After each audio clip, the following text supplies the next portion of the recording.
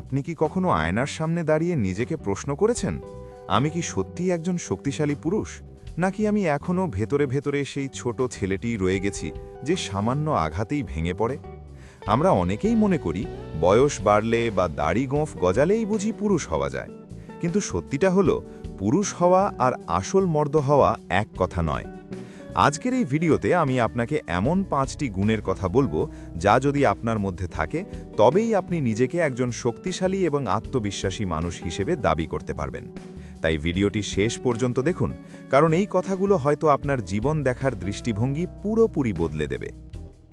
নিজের দায়িত্ব নিজে নেওয়া। একজন পুরুষ হিসেবে আমাদের প্রথম যে গুণটি থাকা দরকার তা হলো পুরোপুরি নিজের পায়ে দাঁড়ানোর মানসিকতা। আমেরিকান লেখক ডেভিড ডেইডা একটি খুব অদ্ভুত কিন্তু গভীর কথা বলেছেন। তিনি বলেছেন, এমনভাবে বাঁচো যেন মনে হয় তোমার বাবা এই দুনিয়ায় নেই। কথাটি শুনতে হয়তো আপনার খারাপ লাগছে বা আজব মনে হচ্ছে, তাই না? কিন্তু এর পেছনের মূল কারণটি হল দায়িত্ব।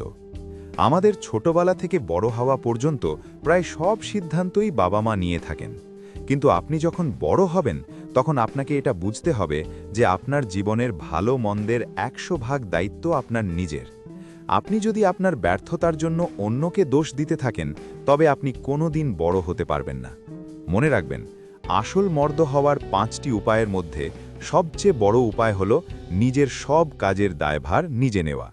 যেদিন আপনি অন্য কারো ওপর নির্ভর না করে নিজের জীবনের হাল ধরবেন, সেদিনই আপনি একজন প্রকৃত পুরুষ হয়ে উঠবেন। নীরবে কষ্ট সহ্য করার ক্ষমতা। আমাদের এই সমাজ এখন খুব অদ্ভুত হয়ে গেছে। চারদিকে সবাই বলে, তোমার কষ্ট সবার সাথে শেয়ার করো, দুর্বল হওয়াতে কোনো দোষ নেই। কিন্তু সত্যি কথা বলবো কি, বাস্তব পৃথিবীটা বড় কঠিন। আপনি যখন বিপদে পড়বেন বা আপনার যখন খারাপ সময় চলবে, তখন খুব কম মানুষই আপনার পাশে এসে দাঁড়াবে।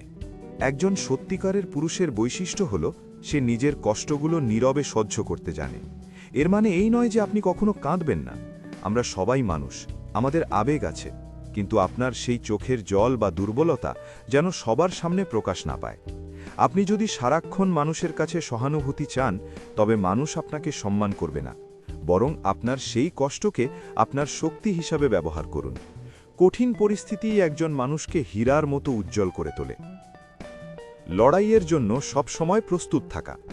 আমার এক বন্ধু আমাকে একটা কথা বলেছিল, যা আমার সারা জীবন মনে থাকবে। সে বলেছিল, একজন পুরুষ হিসাবে তোমাকে সব সময় একটা লড়াইয়ের জন্য প্রস্তুত থাকতে হবে। লড়াই মানে এই নয় যে আপনি রাস্তায় গিয়ে মারামারি করবেন। লড়াই মানে হলো আপনার শারীরিক এবং মানসিক শক্তি এমন পর্যায়ে রাখা যাতে দরকার পড়লে আপনি আপনার প্রিয়জনদের রক্ষা করতে পারেন।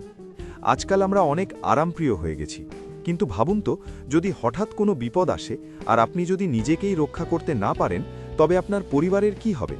তাই নিজেকে শারীরিকভাবে ফিট রাখুন, একই সাথে নিজের মনের ওপর নিয়ন্ত্রণ রাখা শিখুন। একজন শক্তিশালী পুরুষ সেই যে শান্ত থেকেও পরিস্থিতি সামলাতে পারে, আবার প্রয়োজন হলে গর্জে উঠতে পারে।